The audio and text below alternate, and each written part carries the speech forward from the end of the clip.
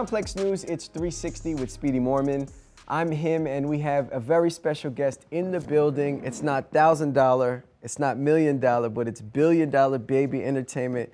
DaBaby is here. In the flesh. How are you, bro? Appreciate y'all having me. Pleasure to be here. It's an honor. I mean, sure. I'd be remiss to not point out the bust down everything that we have. Oh man, Pinky. I really went light on the ice today too. That's the crazy thing. I went light on the ice. This is light. Yeah. What does a heavy day look like then if this is light? It looked like a crook in my neck. It looked like me turning around like this, and that's why I went light the past 2 days, because my neck been hurting. I've been wearing the bigger ones, but you know what I'm saying? I just put it together how I put it together. And it helps you move a little more mobile when you have when I'm lighter, for sure. Yeah, way more comfortable, way more, you know what I'm saying? Yeah. Yeah. Well, it's been an honor to watch this amazing journey of yours, but you made an important transition because at one point, my Siri used to call you DaBaby. For sure, I remember that. That was so disrespectful. But now you're DaBaby, and DaBaby now. Siri's gotten you correct. They got their mind right. Yeah. What was the deal? What did they? I wasn't tripping. You know what I'm saying? It's it's an unorthodox name. You see what I'm saying? Yeah. It's connected too. You know what I'm saying? It's no space in between it. So, there's not something you're supposed to know how to pronounce, I guess. You get what I'm saying? But once you got a few number ones, a couple number one albums, they platinum put some plaques. respect on it. Yeah, then they had to get it right. For sure. Not only all of those accolades, but Grammy nominated, Forbes 30 under 30. I mean, the streams are through the roof. Mm-hmm. If I would have rewound back, many, many years to the times where you used to steal steaks in your drawers, would you believe me? Would you know about it? Would you believe me if I told you that this is where you would be here today? I would. I would. You know what I'm saying? If this is where I would be in this amount of time, I probably would have. I would. I'm that type. I'm definitely that type. I'd have been like, yeah, for sure, you know something. I'd have been like, yeah, you know something. So, I just always, as a kid, like, I was maybe like 5, 6 years old. Like, people ask me what I want to be. You know what I'm saying? Because I was always like well-spoken. So people ask me what I want to be when I grow up, and I always would just say, rich. Like, I would just say rich. Yeah. I know I'm gonna get a whole lot of money, whatever I'm doing. You know what I'm saying? I never once said a rapper though, ever. Why not? Is that not what you wanted to do at that time, or? I mean, I didn't really know. You know what I'm saying? It was something I always had a love for music, but I didn't. I just knew I was special. That's one thing I did know. Like, I knew I was special, and that's a credit to my parents, I guess, for just letting me know that. You know what I'm saying? Showing me that early on. But everybody, like, always felt like I was like special, like the one. A lot of people say that, like, when they were kids, they felt different. They just knew. What was it that felt different? Was it a personality thing, just an emotional thing? What was different? I mean, I really can't even pinpoint it because it's not something. I mean, growing up, it's just normal. It's just me being me. You get what I'm saying? Like, now, but when I look back on it, like, on hindsight, like, as an adult, and I understand life, you know what I mean, and just the way life worked, like, I understand I was like special all the whole time alone. Like, I was special. You get what I'm saying? Like, I don't see no difference. Like, I was already thinking about things that a second grader shouldn't have been thinking about, a third grader shouldn't have been thinking about. Like, I was always just like ahead of my time. You know what I mean? Yeah. I'm the youngest of 3 boys, so I always been the baby. So I always got to witness other people's mistakes, my brother's mistakes, and learn from them and grow to be better. You get what I'm saying? Yeah. Like, I saw a lot early on. I saw a whole lot early on. Not even from my brothers, but from my mama brothers, my uncles that used to watch us while my mama worked 2 jobs and all that. So I was exposed to a lot early, and I knew how to handle a lot of situations better than probably your average child did, you know what I mean, early on. And not only that, like, I wanted so much more out of life ever since a jit, you know what I'm saying? And I don't know, I got to credit it to my mama and my daddy. Yeah. You know what I mean? I don't want to skip over this amazing part of this story, but we have to touch on these stakes, because not a lot of people know. Yeah, you threw me off with that. I'm like, what he talking about? How you know about that? I mean, I always do my research. For sure. Obviously the struggle was real to get to where you are, and you weren't always $1 billion baby. Nah. You know what I'm saying? So what was it? You used to. So where that came, that was really college. That's what that is. Okay. So a lot of people don't even know. Like, I went to college for like 2 years. Yeah, UNCG. And anybody who went to college before, you be broke as hell.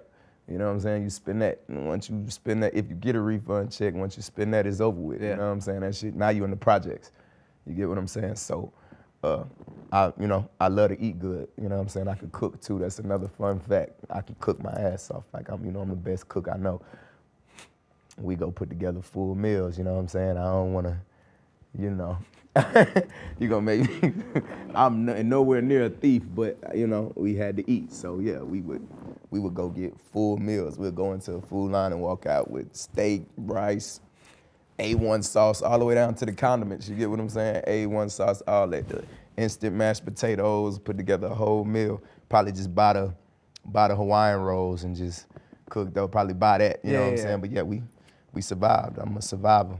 You got to get by. And plus, I mean, I was a college student, and all the college students out there, and people who were in college know what that struggle is like. It's a different type of vibe. And that's why I'm like, yeah, this ain't for me, man. I'm gone. Yeah. Like, I ain't supposed to come up here and move backwards. I was doing better than this. Beforehand. In high school, doing what I do in high school, hustling in high school. So I'm like, I ain't come up here to do right, to be living like the people who've been doing wrong their whole life. But definitely an amazing experience, man. And I recommend anybody, if you had the opportunity to go see what it's about. Yeah. You know what I'm saying? What's for me ain't for everybody else. What's for everybody else that ain't for me. You know what I'm saying? So, but I do know that it's a lot of great things you can take away from going to college, even if you go for a month. You know what I'm saying? It's just so many different people. I feel like that got a lot to do with my ability to adapt in the environment. You get what I'm saying? I can go in this building with these type of people and boom, still have conversations and still adapt and still operate on the same frequency as them. I can go to the middle of the hood and still be comfortable. I can go here, you know what I'm saying? So it's just, you know, it's like adding another thing to my arsenal, you know what I'm saying? It's just adding another little punch to what I can bring to the table. Absolutely. And so now here you are at UNC Greensboro as a college student. You only did 2 years. Which I'm like, I stick out like a sore thumb at a school like that. Yeah? Anybody who know anything about it, for sure. I heard that you used to... We had a lot of girls though. Yeah, you even had a bar. It was, what is it, like the girls used to come knock on my door. See, he's trying to get me. This is college days. You know, for sure. You can go ahead. You can touch on that. Yeah, no, it's just the bar you had, like, you know, that the girls used to knock on your door, but I never let them in. And then you said, man, you know that's cat. No, I hit a few. Yeah, it was a college experience. This is many, many years ago. I'm selling gas like I'm Jiffy Lube. Yeah. Yeah. Crazy. Yeah. There was I like the way you do your research. You know something. I always got to do my research. For sure. There was I heard that you used to try to make music when you were on campus, but people would maybe record with you one time, and then they would never want to make music with you again. For sure, that was like off camp, and that even happened when, like, early on, like it was like people who would own like the studio equipment, the microphones, the MacBooks, who know how to do all that. You know what I'm saying? Pro Tools, all that, and you know, and they got a dream. You know what I'm saying? They chasing a dream. Me, I'm not even really. You know, that wasn't something I was even leaning towards at the time, you get what I'm saying? So it's like, whatever, if I jump in there and mess around with it, I'm just playing around with it. But I would immediately, like you can tell, the first time I do it, that I was better than whoever else really. They eat, sleep, and breathe it, and I'm better than them, right. You know what I mean? So after a while, that always would just turn into them, you know what I'm saying?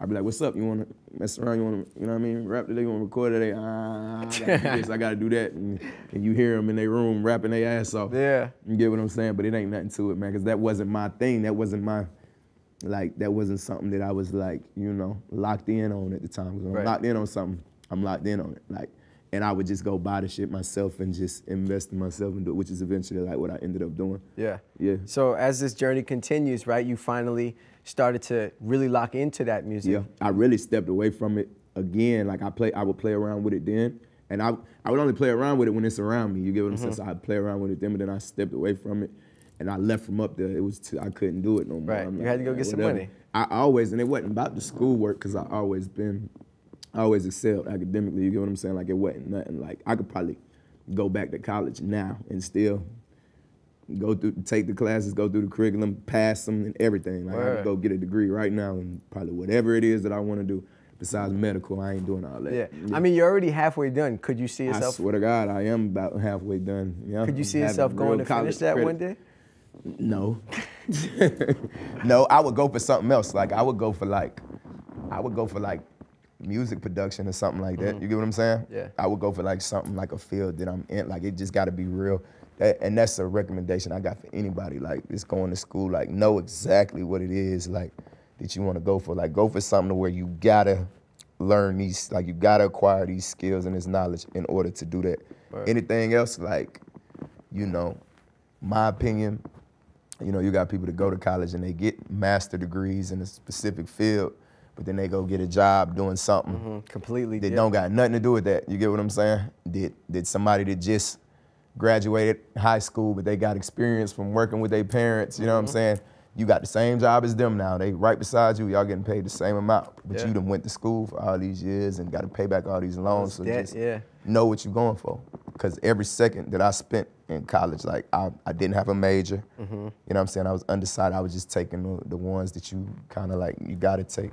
And I took like a public speaking class. I worked my move with that because I'm like, let me take something I can actually use. You know what I'm saying? Shout out to public speaking class. Nah, for sure. So then you left school, you stepped away from music for a little bit, you had to get some... I was never like all the way into music. And like, that's when you finally jumped into music after you left college? After I left college, and then I excelled at doing what I was doing then. I mastered doing what I was doing in the streets, you get what I'm saying? And I was like bored with it. The only other place to go with that would have been prison, you get what I'm saying? Prison or the graveyard. It was gonna go one of the two ways, you get what I'm saying? Eventually, you either gonna get caught doing what you're doing, or somebody gonna try to catch you slipping doing what you're doing. You either handle that or get handled. So it's gonna go one or two ways, you get what I'm saying? And I'm just like, you know, when I master something, I'm ready to move on. Like I'm that type of person. So I came to a guy who I was dealing with in the streets. I knew he had like a lot of connections around the city, and I'm like, put me with somebody who could make beats in front of me, like, which is, I didn't even know it was called a producer at the time. So I'm like, just put me with somebody that can make beats in front of me. You know what I'm saying? I know somebody. And he put me with a guy, and then I'm like, but I want to make the beats in front of me. I want to record. I want to be able to record me, all that. You know what I'm saying? I tell him I want to do like a whole project, I want to do like 12 songs. And they taxed my ass. You know what I'm saying? They made their little money, they taxed my ass. Do you remember how much they charged you? Too damn much. Way more than they was charging everybody else on a day-to-day basis for what they was, you know what I'm saying? But it didn't matter. Like, I had it to do it, you know what I mean? To handle it, I had it, so I wasn't really tripping, you know what I'm saying? And not only that, like, I learned so much, and when you look at the return I done got from it, like, that ain't, you know, that was an investment to say the least. To even embark on that. But not only that, like, it just got me around the right type of people, you know what I'm saying? And got me in the room with the right type of people who showed me how to do it the correct way without overcharging me and all that. And then I immediately excelled. Like, the first song I ever made in a real studio when I went to a producer, because everything else would just be like freestyles or something. The first song I ever made ended up like taking off. So you had a very monumental thing happen for the very first time. What can you tell me about Incognito? About Incognito? Oh, my boy from Power 98, Incognito. He the program director now. Shout out to Incognito. It's the first person to ever play my music on the radio. And that's the song he played on the radio was the first song I ever made in the studio, that same song. You know, it's the first song I ever made. So going into the studio and that being the first song I make and it going as big as going on the radio, like, that was major at the time. Like, I think my mama called me, like, screaming, like, crying, you know what I'm saying? When it happened, it was real big. I remember exactly where I was when it came on. Where were you at? I was in the car making a play. Did it make you second guess, like, man, I gotta stop doing this? My music. Nah, I gotta keep doing this so I can buy some more CDs and some more stickers and some more posters. I gotta, you know, but I always just, you know, I was locked in on that at the time. Like, when I made that first song and saw people gravitate towards it and it sounded like something, that's all I needed to see. You know what I'm saying? I'm like, okay, yeah, I can do this better than the best people in the game doing it right now. And eventually, boom, like, now those people are my peers. Like, you know what I'm saying? Now I'm doing better than a lot of those people. Majority of them.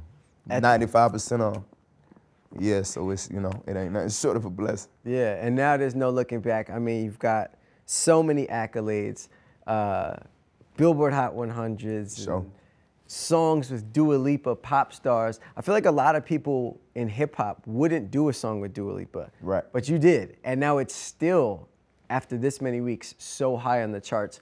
What made you even want to tap in? They say it's like the second most streamed song. I saw that. For the first half of 2021, What made you want to tap in with Dua Lipa? I got to credit that to the big homie Arnold Taylor. Like, he real good at finding songs, like big records and international records, you know what I'm saying? For me to do, like, we don't shy away from that, you know what I'm saying? He know I don't shy away from it too, but he puts it in front of me, you get what I'm saying? Like, he don't stop it before it get to me, and now I don't think he want to do that. Like, he put it in front of me, like, what's up? And not only does he put it in front of me, like, a lot of these records, he like, hey, I need you to do that. I need you to do that. Because I may hear it for the first time. He may send it to me. I may be in the car riding.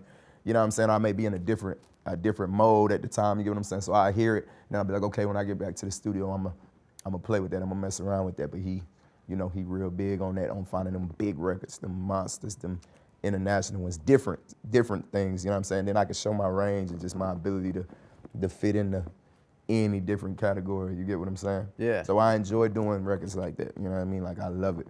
I love it. Since then, you know, you've been at the Grammys, performed at the BET Awards, you performed on the late night shows like Fallon, who you didn't even know who that was at the time, but you knew it was something that was a major deal. Of all of these moments that you've had, right, besides sitting in your car and hearing yourself on the radio for the first time, what was a moment where you were like, wow, like this is really incredible?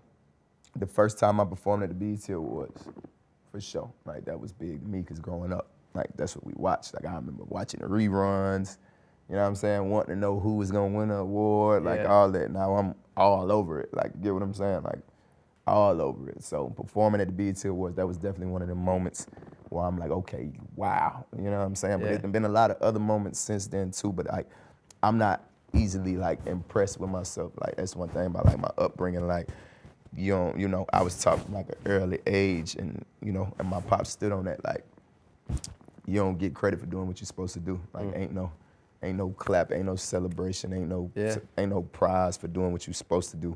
You just continue to do what you're supposed to do. You get what I'm saying? So that's how, like, that's the standard I hold myself at, you know what I mean? And that got a lot to do with like my consistency and just the way I just keep going, you know what I mean? Like I done won major accomplishments, and I don't even, you know what I'm saying? Like my people, my family, they be ready to celebrate me as they should, you know what I'm saying? Like, and I be like chilling, like, I'm about to go to the studio tonight, like, and be in here till the sun come up type of thing. Like, you know, like I still outwork the brokest person in the room. I still outwork the brokest person I know.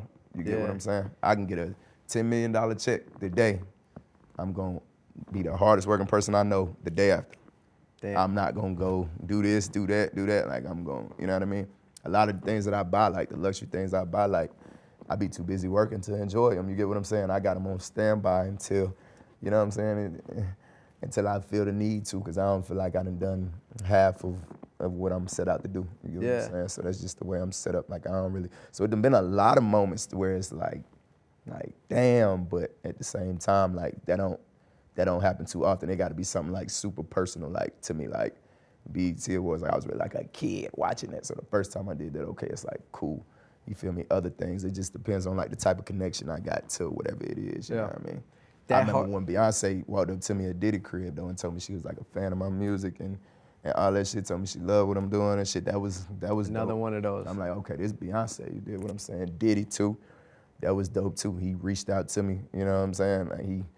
Like Diddy really, you know, he been reached out to me, and you know, he hold me close to him when he reached out to me, you know what I'm saying? And he hollered at me about the type of things that a lot of other people wouldn't. You know what I'm saying? So that was another thing where I'm like, okay, yeah, I'm that nigga. If Diddy tell me I'm that nigga, I'm that nigga. You know what I'm saying? It's Diddy. This I know every stage of Diddy. You get what I'm saying? From Puff to P. Diddy to all that. You get what I'm saying? So all the way down to Love now. You get what I'm saying? So I got a lot of like, it's a lot of people. And Vanessa, my girl Vanessa, she put me on FaceTime with 50 Cent last night during the press dinner. He told me I'm one of his favorite people to watch. He told me I'm his favorite person to watch. You get what I'm saying? Things like that, people like that. It's those moments to me more to me than the little accolades and all that other stuff. You know what I'm saying? I'd rather know that I inspire people who inspired me coming up. Like that's much larger than me. You get what I'm saying? And I know it'll just trickle all the way down. You know what I mean? If I'm inspiring these great people who I still admire today, I know I'm inspiring millions of others, you know what I'm saying, around the world. So it's those type of things that really, you know, move me and let me know what I got going on, you know what I'm saying? You can't make that type of stuff up. And it ain't easy for somebody to, you know, feel comfortable enough to just voice their opinion on how they feel about you. You know what I'm saying? Especially unprovoked, like to just bring it up. Absolutely. There was a conversation you had with Diddy once that apparently changed you in some way. You were out at the studio for a long time. You left early in the morning. You just hit him on a whim, and he was like, yo, pull up to the crib. And you said that he sat you down and he really had an important conversation with you. What do you remember about those conversations with somebody like Diddy? I don't know where I was leaving from, but he did tell me to pull up on him because he had been trying to tell me to pull up on him. But when I be in markets like LA and New York, like I be all over the place. Boom, Yeah. boom, boom, boom, boom, boom. You get what I'm saying? So I pulled up on him, but probably the funniest thing about that conversation and the craziest thing about that conversation, like when I first walked in, the nigga put me in the headlock. He like, I gotta put you in the headlock. I gotta put you in the headlock because I have like little bullshit controversy going on. You know what I'm saying? Like, and whether if it's true or not true, based off of whatever the media put out there, their job is to sell a story. You get what I'm saying? So it ain't never no. I don't really care about that. You know, I don't lean too far into it. But he was just putting me up on game and letting me know, you know, a lot of the mistakes he made or things that he, not necessarily mistakes, you know what I'm saying, but lessons he learned, you know what I'm saying, coming up in the business and just showing me, you know, giving me game on how to avoid certain things, how to deal with certain things, knowing when to do this, when to do that, things like that, you know what I'm saying? Yeah. Like gave me real deal game in a real way.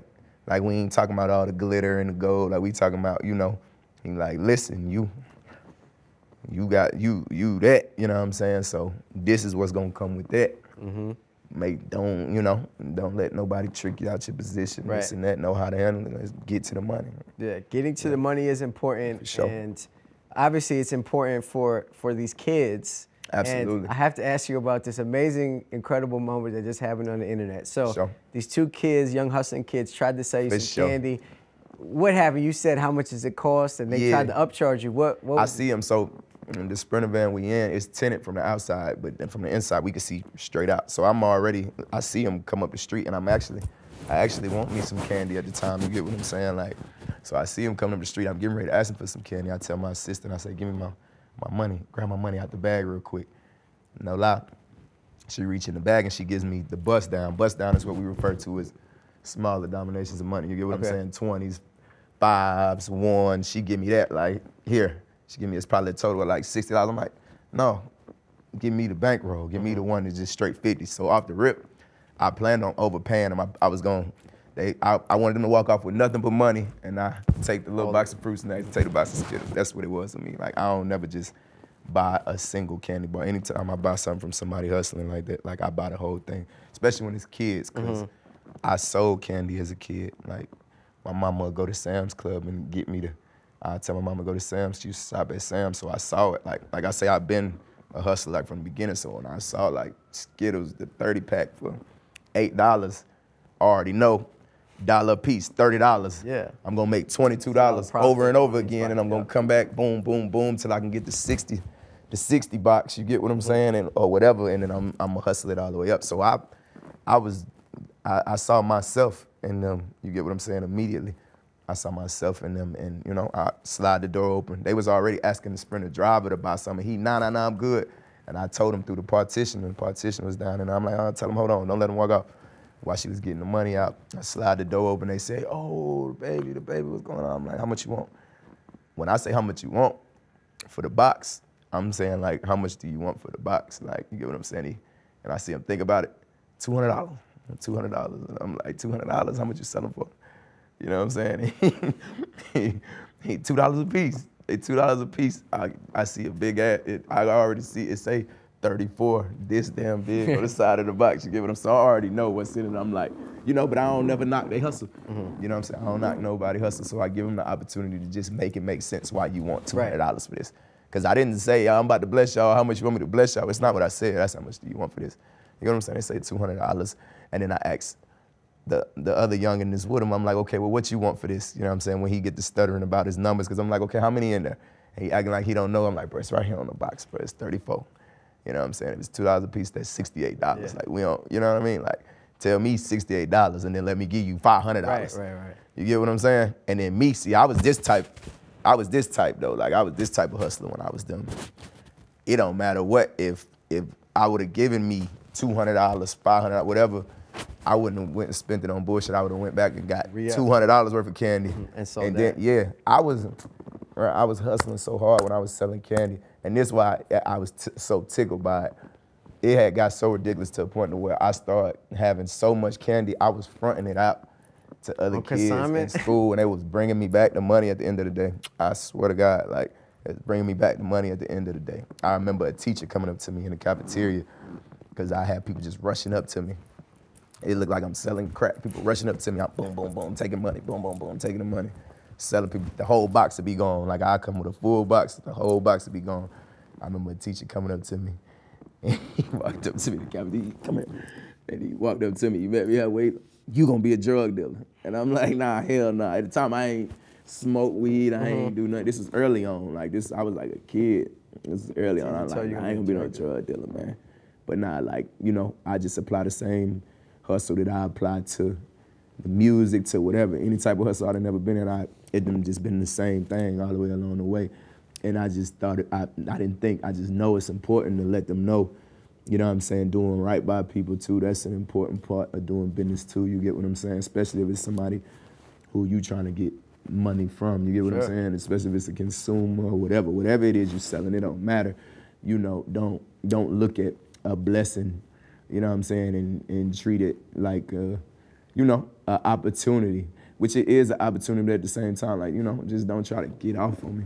Do you think there's an important lesson there? Like when you try to be greedy, you'll block your blessings? Absolutely, that's exactly what happened, you know what I'm saying? And it ain't nothing I feel personal about. Like I'm, you know, I don't want the world being too hard on them because I'm seeing all type of little articles get posted and all that. Like it ain't no big deal because I done finessed a lot of people too, you get what I'm saying? So I ain't tripping on that, but you just gotta know, and that's what I told him, like, bro, you just gotta be smart, like you gotta know what's up, you feel me? You tell me, man, matter of fact, nah, bro, here.